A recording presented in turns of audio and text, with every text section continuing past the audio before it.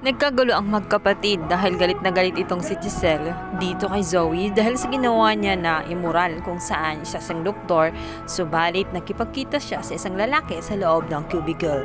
Nainis itong si Giselle. Gusto niyang parusahan itong si Zoe. Subalit humarang ang kanyang amang si RJ. Sinabi nito na siya na ang bahala na magdisiplina sa kanyang anak na si Zoe. Intindihin na muna umano itong si Zoe dahil mabigat ang kanyang pinagdaraanan dahil sa pagkawala ng kanyang inang si Moira. Walang nagawa si Giselle dahil busy din siya dahil nakikipag-transaction siya dahil merong bumili ng share.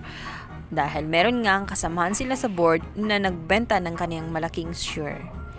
Kung kaya't merong bagong uupo na board member. Ang hindi nila alam ay si Moira ito, ngunit iba ng pagmumukha dahil niretoke na nga ito.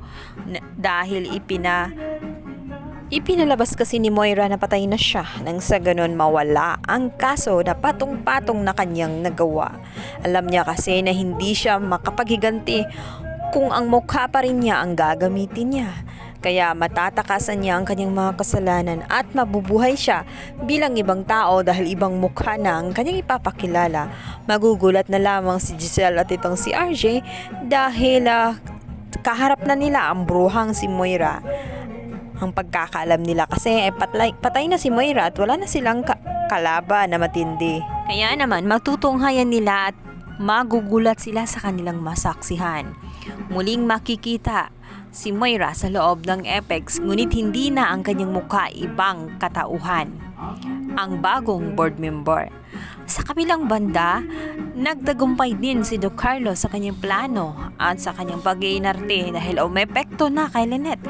Awang-awa si Lynette sa kalagayan ni Carlos, hindi sa kinalamutan niya dahil ang iniisip nito ay tama na ang pagdurusa nitong si Carlos. Kailangan umano na gamutin umano siya sa mental bago siya dalhin sa kulungan.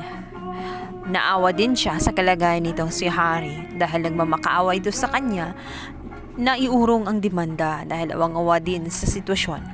Nakasalusot naman si Carlos sa kaso niya dito kay Irene dahil wala siyang sapat na ebidensya kaya hindi lubusang umakyat ang kaso sa taas. Na-disqualified, na-dismiss ang kaso na kay Irene. Kaya naman, tanging si Lynette na lang ang may nakahaing demanda. Kaya naman itong si Lynette ay naawa na nga ng tuluyan dahil na rin sa kalagayan ni Harry dahil lungkot na lungkot ito sa kanyang ama. Alang-alang kay Harry ay iuurong nga ni Lynette ang demanda kay Carlos. Bagay na hindi kinatuwa ni RJ dahil alam niya kung gaano karaming kasalanan si Doc Carlos. In-announce na nga ng abogado nitong si Harry na tuluyan na ngang bumaba ang pinasa ni Lynette na pag-urong ng demanda sa kanyang ama. Kung kaya't naging malaya na nga ito.